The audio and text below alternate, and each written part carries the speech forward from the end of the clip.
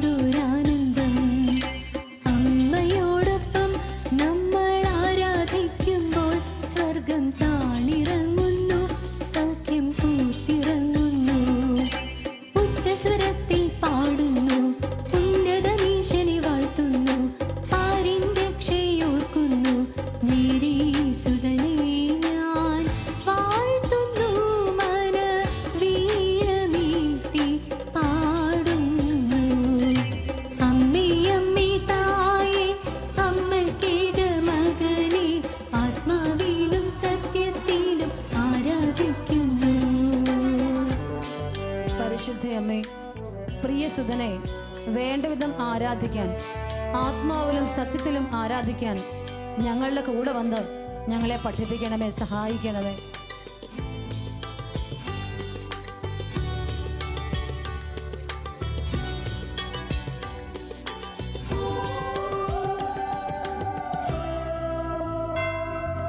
മറിയത്തിൻ തിരുസുതനെ ആരാധിക്കുമ്പോൾ മനസ്സിന്റെ ഭാരങ്ങൾ അകലത്തളിയുന്നു. മറിയത്തിൻ തിരുസുതനെ ആരാധിക്കുമ്പോൾ മനസ്സിന്റെ ഭാരങ്ങൾ അകലത്തളിയുന്നു. കണ്ണിനാനന്ദം, എൻ്റെ ഉള്ളിലാനന്ദം, മേരി അമ്മയോടൊപ്പം നിന്നാൽ എന്തൊരാനന്ദം.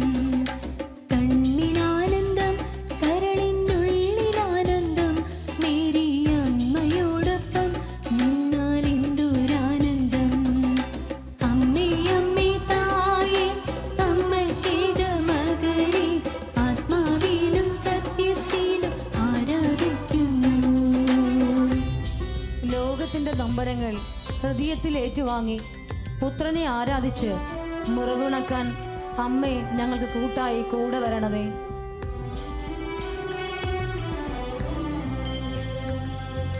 തിന്മയും തടവറയിൽ ആരാധിക്കുമ്പോൾ മറിയത്തിൻ പ്രിയമകനൻ മോചകനാകുന്നു. മാരകമാം മുറിവുകളിൽ ആരാധിക്കുമ്പോൾ അമ്മേ നിൻ പ്രിയമകനൻ കണ്ണീർ മായ്ക്കുന്നു. കണ്ണിനാനന്ദം എൻ്റെ ഉള്ളിലാനന്ദം മേരി അമ്മയോടൊപ്പം നിന്നാൽ എന്തൊരാനന്ദം. കണ്ണിനാനന്ദം കരളിനുള്ളിലാനന്ദം മേരി അമ്മയോടൊപ്പം നിന്നാൽ എന്തൊരാനന്ദം.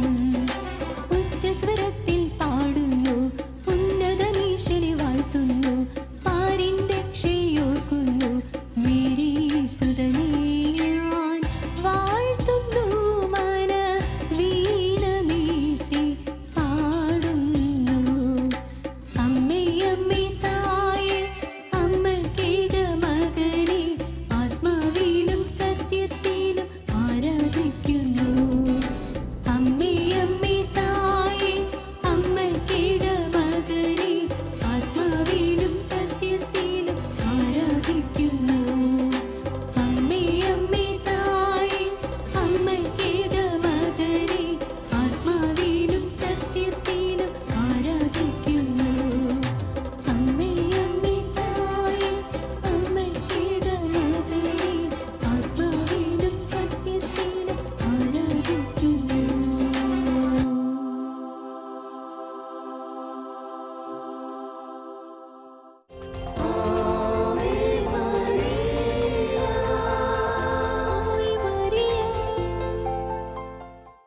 പരിശുദ്ധാത്മാവെ എഴുന്നള്ളി വരണമേ. അങ്ങേ ഇഷ്ടദാസിയായ പരിശുദ്ധ മറിയത്തിൻ്റെ വിമല ഹൃദയത്തിൻ്റെ ശക്തമായ മധ്യസ്ഥയിൽ എഴുന്നള്ളി വരണമേ. ഞങ്ങൾ വന്നിറയണമേ.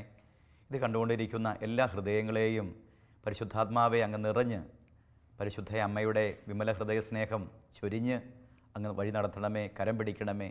പരിശുദ്ധ അമ്മേ, തിരുവചനം ഹൃദയത്തിലും ഉദരത്തിലും ഏറ്റുവാങ്ങിയ നാഥേ, അമ്മ എല്ലാ മക്കൾക്കും മാധ്യസ്ഥം വഹിച്ച് യേശുവിൻ്റെ തിരുഹൃദയത്തിലേക്ക് ചേർത്ത് വയ്ക്കണമേ. ആമേൻ. ഈശോയിൽ ഏറ്റവും സ്നേഹമുള്ള സ്നേഹഹൃദയങ്ങളെ, ആവേ മരിയ എന്ന ഈ സ്നേഹപ്രാർത്ഥന കൂട്ടായ്മയിൽ ഹൃദയപൂർവ്വം നമുക്കൊന്ന് ചേരാം. പരിശുദ്ധ അമ്മയോടൊപ്പം ആയിരിക്കുക അത്രയോ ആനന്ദമാണ്. ഈശോയുടെ മുഴുവൻ സ്നേഹചൈതന്യധാരയും ഹൃദയത്തിൽ പകർത്തുവാൻ, ഈശോയുടെ വാത്സല്യവും സന്തോഷവും എല്ലാം അനുഭവിച്ചറിയുവാൻ, ആ അനുഗ്രഹത്തിൻ്റെ വഴിത്താരോടെ യാത്ര ചെയ്യുവാൻ അമ്മയോടൊപ്പം നമ്മൾ സഞ്ചരിക്കണം. അതുകൊണ്ടാണ് വിശുദ്ധ ബെർണാർഡ് നമ്മളോട് ഇങ്ങനെ പറഞ്ഞിരിക്കുക. എന്താണെന്ന് വിശുദ്ധ ബെർണാർഡ് പറയുന്നു, മറിയം നിൻ്റെ കരം പിടിച്ചാൽ നിനക്ക് ലക്ഷ്യസ്ഥാനം തെറ്റുകയില്ല. മറിയമാണ് നിന്നെ നയിക്കുന്നതെങ്കിൽ നീ പരാജയപ്പെടുകയില്ല. പരിശുദ്ധ അമ്മയാണ് നിൻ്റെ കൂട്ടാളിയെങ്കിൽ നീ ഇടറിപ്പോവുകയില്ല. പരിശുദ്ധ മാതാവ് നിൻ്റെ വഴികാട്ടിയെങ്കിൽ ലക്ഷ്യസ്ഥാനം നിനക്ക് തെറ്റുകയില്ല. അപ്പോൾ അമ്മ നമ്മുടെ ജീവിതത്തിൻ്റെ സർവസ്വമായി മാറുമ്പോൾ അമ്മ കാണിച്ചു തരുന്ന അമ്മയുടേതായ ജീവിതത്തിൽ പകർത്തിയ ചില പാഠങ്ങളും നമ്മൾ പഠിക്കേണ്ടതുണ്ട്. അമ്മയുടെ മക്കളെങ്കിൽ അമ്മ പഠിപ്പിക്കുന്ന പാഠങ്ങളും പഠിക്കണമല്ലോ. നമ്മുടെ ജീവിത വിജയത്തിന്, ക്രിസ്തു കേന്ദ്രീകൃതമായ ജീവിതത്തിന് ഇടറാതെ പതറാതെ ലക്ഷ്യസ്ഥാനമായ യേശുവിലെത്തുവാൻ അമ്മ കൂടിയേ തീരൂ. നമുക്കറിയാമല്ലോ, വിശുദ്ധ ലൂക്കയുടെ സുവിശേഷം 2-ാം അധ്യായം 51-ാം വാക്യത്തിൽ നമ്മളിങ്ങനെ കാണുന്നുണ്ട്, അവൻ്റെ അമ്മ എല്ലാം ഹൃദയത്തിൽ സംഗ്രഹിച്ചു. അവൻ്റെ അമ്മ എല്ലാം ഹൃദയത്തിൽ സംഗ്രഹിച്ചു എന്ന് പറഞ്ഞാൽ, ഒരു വ്യക്തി ജീവിതത്തിൽ നമ്മുടെ ജീവിതങ്ങളിൽ ഉണ്ടാകുന്ന നല്ലതോ മോശമായതോ അല്ലെങ്കിൽ തകർന്നു പോകുന്നതോ തളർന്നു പോകുന്നതൊക്കെ ആയ എല്ലാ കാര്യങ്ങളുടെ ഉള്ളിൽ ഒരു വലിയ ദൈവീക പദ്ധതിയുടെ പ്രതിഫലനമുണ്ട്. അതിലൊക്കെ ഉൾ രഹസ്യമുണ്ട്. അപ്പോൾ നമ്മളെന്താ ചെയ്യേണ്ടത്? ഏതു കാര്യം വന്നാലും, ഏത് പ്രതികൂലത വന്നാലും നമ്മൾ ആദ്യം ചെയ്യേണ്ടത് കർത്താവിൻ്റെ വചനത്തിൽ ആശ്രയിക്കണം. കർത്താവ് എന്താ പറയുന്നത്? സങ്കീർത്തനങ്ങൾ 46:10 ശാന്തമാവുക, ഞാൻ ദൈവമാണെന്നറിയുക. ശാന്തമാവുക, ഞാൻ ദൈവമാണെന്നറിയുക. പെട്ടെന്ന് നമ്മൾ ഷോക്കേക്കുന്ന ഒരു വാർത്ത, അല്ലെങ്കിൽ നമുക്ക് ഉൾക്കിടിലമുണ്ടാകുന്ന ഒരു സംഭവം, ഇവിടെ നമ്മൾ പരിശുദ്ധാത്മാവിൻ്റെ സഹായം തേടി ആ പരിശുദ്ധാത്മാവിൻ നിറവിൽ അതിനൊന്ന് കണ്ടറിയുക. ഒരു നിമിഷം എത്ര പ്രതികൂലമായ കാര്യമാണെങ്കിലും ഒന്ന് ശാന്തമാകുവാൻ മനസ്സാവുക. ഇവിടെയാണ് അമ്മയൊരു മാതൃക. എന്താ? അവൾ എല്ലാം സംഗ്രഹിച്ചു. അവളെല്ലാം സംഗ്രഹിച്ചു. എന്താ സംഗ്രഹിച്ചത്? ശിശുവായ യേശുവിനെയും കൊണ്ട് ഇതാ ദേവാലയത്തിൽ ചെല്ലുമ്പോൾ പ്രവാചകൻ പറയുകയാ. ആ പ്രവാചകൻ എന്താ പറയുന്നത്? ശിമയോൻ പറയുകയാ, നിന്റെ ഹൃദയത്തിലൂടെ ഒരു വാൾ കടക്കും. ഈ ശിശു പലരുടെയും ഉയർച്ചയ്ക്കും താഴ്ചയ്ക്കും കാരണമാകും. ഇവൻ വിവാദമായ ഒരു അടയാളമായിരിക്കും. നിന്റെ ഹൃദയത്തിലൂടെ ഒരു വാൾ കടക്കും. അതെപ്പോഴാണെന്നോ എങ്ങനെയാണെന്നോ ഒന്നും അറിയില്ല. നിന്റെ ഹൃദയത്തിലൂടെ ഒരു വാൾ കടക്കും. പ്രിയമുള്ളവരെ, ആ നിമിഷം മുതൽ അമ്മയുടെ ഉള്ളിൽ ഇതാ ദൈവിക ചിന്തകൾ ഉണരുക. എന്തായിരിക്കും അത്? എങ്ങനെയായിരിക്കും അത്? പക്ഷേ ഇതൊന്നും അമ്മ കാര്യമാക്കുന്നില്ല. അവളെല്ലാം ഹൃദയത്തിൽ സംഗ്രഹിക്കുകയാണ്. എല്ലാം ഹൃദയത്തിൽ സംഗ്രഹിക്കുകയാണ്. പ്രിയമുള്ള സഹോദരങ്ങളെ, അപ്പം നമ്മൾ ഏതു കാര്യം വന്നാലും ആ കാര്യത്തിൻ്റെ ഉള്ളറയിൽ ദൈവത്തിൻ്റെ ഒരു ചലനമുണ്ട്, ജ്വലനമുണ്ട്, ഒരു പദ്ധതിയുണ്ട്. നമുക്ക് എത്ര മോശമെന്ന് തോന്നുന്നു, അല്ലെങ്കിൽ ആകപ്പാടെ തീർന്നു, ഇനിയിപ്പോൾ എന്നാ ചെയ്യണേ, പരാതിയായി പരിഭവമായി നമ്മൾ അസ്വസ്ഥപ്പെടുന്നതിന് മുൻപ് ഒരു നിമിഷം ചിന്തിക്കുക, ഈ കാര്യങ്ങളിലെ ദൈവിക പദ്ധതി എന്താണ്? ദൈവം പറയുന്നത് എന്താ? നീ ശാന്തമാക്, നീ തളരല്ലേ, നീ പതറല്ലേ, നീ ഇടറല്ലേ, ഞാനുണ്ട് നിൻ്റെ കൂടെ. അപ്പോൾ നമ്മൾ ഏത് കാര്യം വന്നാലും ദൈവികമായി ചിന്തിക്കുക. അതുകൊണ്ടാണ് പരിശുദ്ധ കുർബാനയിൽ ഇങ്ങനെ നമ്മൾ പാടാറുണ്ടല്ലോ, ഉയരങ്ങളിലേക്കുയരട്ടെ ഹൃദയ വിചാര വികാരങ്ങൾ. അതെ, നമ്മുടെ ഹൃദയത്തിൻ്റെ വികാര വിചാരങ്ങളൊക്കെ ഉയരങ്ങളിലേക്ക് ഉയരണം. ഉയരങ്ങളിലേക്ക് എന്ന് പറഞ്ഞാൽ നമ്മൾക്ക് മതിക്കുന്ന ഏത് വിചാര വികാരങ്ങളായിക്കൊള്ളട്ടെ, അത് തളർത്താനുള്ളതാകരുത്. മറിച്ച് നമ്മൾ എന്ത് ചെയ്യണം? ഒരു സംഭവം ഉണ്ടാകുമ്പോൾ, ഒരു പ്രവർത്തന തലങ്ങൾ ഉണ്ടാകുമ്പോൾ, ഒരു പ്രതികൂലതകൾ ഉണ്ടാകുമ്പോൾ, അതെല്ലാം ആ ചിന്തകളും ആ വൈകാരികതയൊക്കെ ഉയരങ്ങളിലേക്ക് ഉയർത്തണം, ദൈവത്തിലേക്ക് ഉയർത്തണം, ദൈവോന്മുഖമായി കാണണം. അതിനുള്ളിൽ ദൈവിക പദ്ധതി എന്തെന്ന് തിരിച്ചറിയണം. അങ്ങനെ തിരിച്ചറിയുമ്പോൾ നമുക്ക് മനസ്സിലാകും, ഈ തകർച്ചയല്ല, ഈ പതർച്ചയല്ല, ഈ ഇടർച്ചയല്ല. ഇതിനുള്ളിൽ എൻ്റെ ദൈവം വലിയ കാര്യം ചെയ്യുന്നു. എൻ്റെ ദൈവം എന്നെ അനുഗ്രഹിക്കുന്നു. എൻ്റെ ദൈവം എൻ്റെ കരം പിടിക്കുന്നു. എൻ്റെ ദൈവം എന്നെ വഴി നടത്തുന്നു. ദൈവം കൂടെയുണ്ട്. പ്രിയമുള്ളവരെ, ദൈവം കൂടെയുണ്ട്. അതുകൊണ്ടാ ഉയരങ്ങളിലേക്ക് ഉയരണം ഹൃദയ വിചാര വികാരങ്ങൾ എന്ന് പറഞ്ഞാൽ ഇവിടെ ചുറ്റിത്തിരിങ്ങരുതെന്ന്, ഇവിടുത്തെ കാര്യങ്ങളിലേക്ക് മനസ്സ് കൊടുക്കരുതെന്ന്.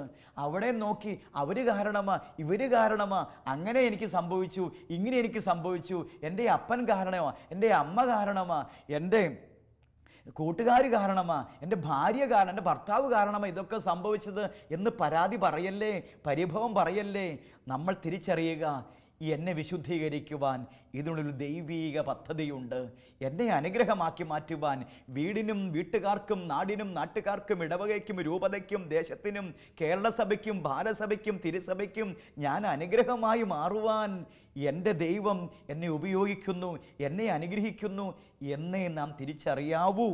കാരണം പോസിറ്റീവായി ചിന്തിക്കണം നമ്മൾ. കാരണം നമ്മൾ ദൈവപിതാവിൻ്റെ മക്കളാ, നല്ല ദൈവത്തിൻ്റെ മക്കളാ. അവൻ അന്ധനല്ല, അവൻ ബധിരനല്ല, അവൻ മൂകനല്ല എന്ന് പറഞ്ഞാൽ അവൻ സംസാരിക്കാത്തവനല്ല. അവൻ നമ്മൾ അനുദിനം സംസാരിക്കും തിരുവചനങ്ങളിലൂടെ. അവൻ നമ്മെ കേൾക്കും, അവൻ നമ്മെ അറിയും. ഹൃദയത്തിൻ്റെ എല്ലാ അവസ്ഥകളും ഈ നല്ല ദൈവം, ഈ നല്ല സ്നേഹപിതാവ് തിരിച്ചറിയുന്നു. പ്രിയമുള്ളവരെ, അതുകൊണ്ടാണ് ദൈവത്തിൻ്റെ മുൻപിൽ ഈ പരിശുദ്ധ അമ്മ എല്ലാം സംഗ്രഹിച്ചത്.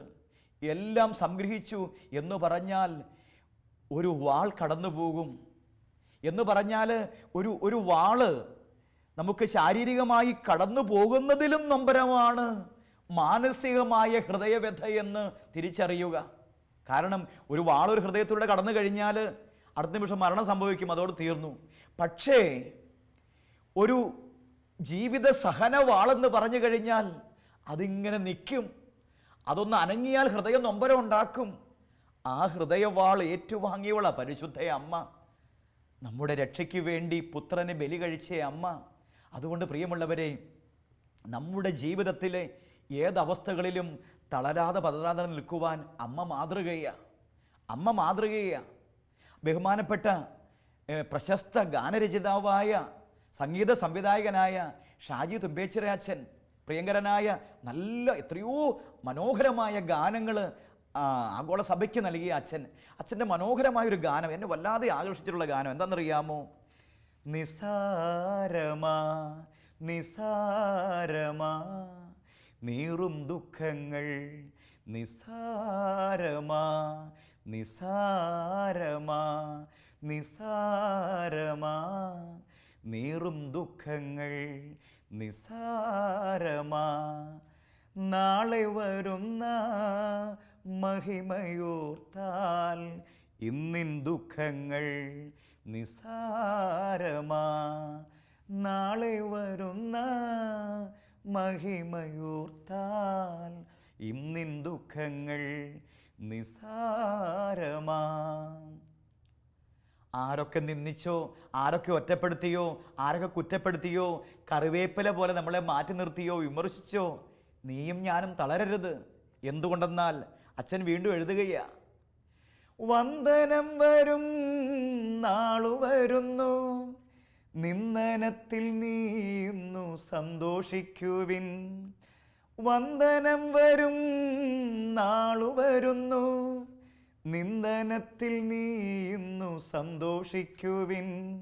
സന്തോഷിക്കുവിൻ കുഞ്ഞെ സന്തോഷിക്കുവിൻ, നിന്ദനത്തിൽ ഇന്നു നീ സന്തോഷിക്കുവിൻ. വീണ്ടും നമ്മൾ കണ്ടറിയണം, എന്താ? പാതാളത്തോളം നീ താഴ്ത്തപ്പെട്ടാലും ദൈവം ഉയർത്തും നിന്നെ ആകാശത്തോളം. അച്ഛൻ വീണ്ടും കുറിക്കുകയാണ്, പാതാളത്തോളം നീ താഴ്ത്തപ്പെട്ടെങ്കിൽ ആകാശത്തോളം നിന്നെ ദൈവമുയർത്തും. പാതാളത്തോളം നീ താഴ്ത്തപ്പെട്ടെങ്കിൽ ആകാശത്തോളം നിന്നെ ദൈവമുയർത്തും. ദൈവമുയർത്തും കുഞ്ഞെ ദൈവമുയർത്തും, ആകാശത്തോളം നിന്നെ ദൈവമുയർത്തും. നിസാരമാ നിസാരമാ നീറും ദുഃഖങ്ങൾ, നിസാരമാ. അതുകൊണ്ട് ഏതു ദുഃഖം വന്നാലും, ഏതു സങ്കട കടൽ വന്നാലും തളരല്ലേ. കുത്തുവാക്കുകൾ കേട്ടാലും, പരാതി കേട്ടാലും, പരാഭവം കേട്ടാലും, നിന്നെക്കുറിച്ച് കുറ്റം വിധിച്ചാലും, മനസ്സിൽ പോലും നീ അറിയാത്ത കാര്യങ്ങൾ വെറുതെ പുലമ്പി നിന്നെ പടിയിറക്കുമ്പോഴും തളരല്ലേ. ദൈവം കാത്തിരിക്കുന്നു, ദൈവം സ്നേഹിക്കുന്നു. അതിന് പിന്നാമ്പുറമായ പരിശുദ്ധ അമ്മ മാതൃകയായി നമുക്ക് നൽകിയ ചിന്ത എന്താ? അവൾ എല്ലാം ഹൃദയത്തിൽ സംഗ്രഹിച്ചു. അവളെല്ലാം ഹൃദയത്തിൽ സംഗ്രഹിച്ചു. ഏതവസ്ഥ വരുമ്പോഴും സംഗ്രഹിക്കണം നാം. എന്താണ് ഇതിന് പിന്നിലെ നന്മ? എൻ്റെ ദൈവം ഇതെന്നെ തകർക്കാനല്ല, എന്നെ താഴ്ത്താനല്ല, ഉയർത്താൻ വേണ്ടിയുള്ള അനുഭവമാണിത്.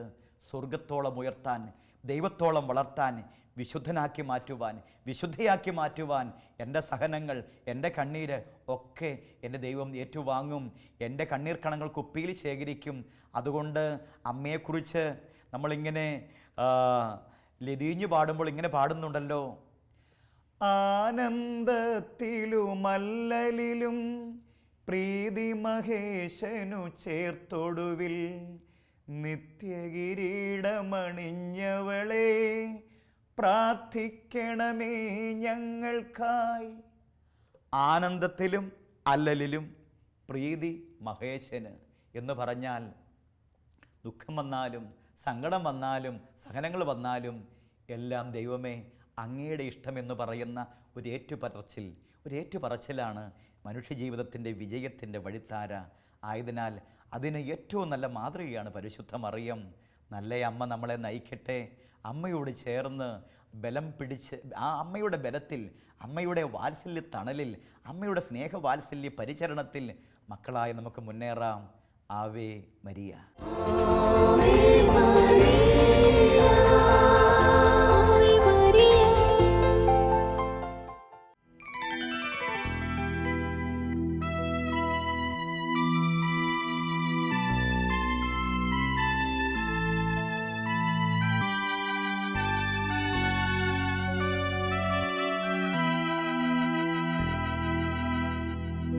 വിശ്വസിച്ചവൾ ഭാഗ്യവതി. എലിസബത്തിന്റെ കൃതജ്ഞതാഗീതം പരിശുദ്ധ അമ്മയുടെ സ്തോത്രഗീതത്തിന് വഴിതെളിച്ചു. പരിശുദ്ധ അമ്മയുടെ ജീവിതത്തിൽ വിശ്വാസത്തിന് സുപ്രധാനമായ പങ്കുണ്ട്. വിശ്വാസം കൊണ്ട് അചഞ്ചലമായ കോട്ട തീർത്തവൾ,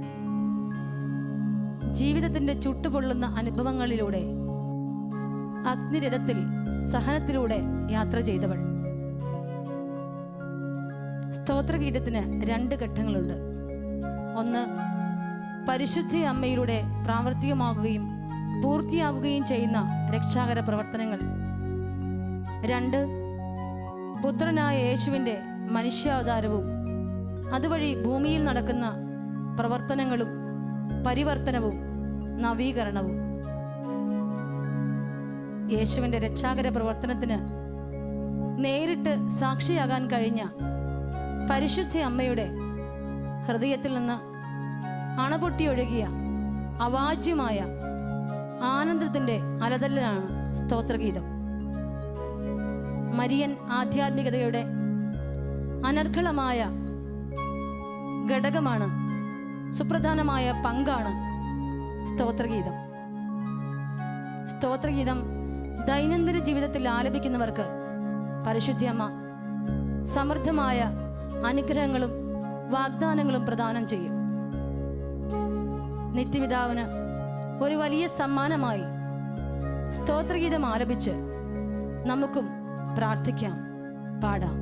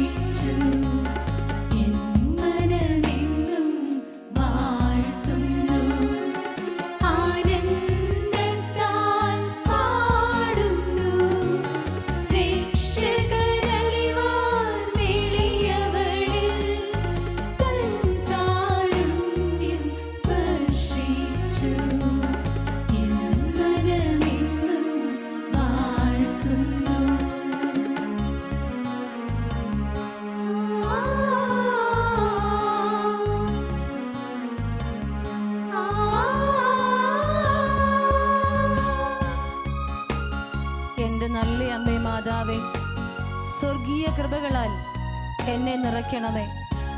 ഈശോയുടെ രക്ഷിക്കുന്ന സ്നേഹത്തിന് ലോകം മുഴുവൻ സാക്ഷ്യം വഹിക്കാൻ സുവിശേഷത്തിന് ശക്തി എനിക്ക് നൽകണമേ.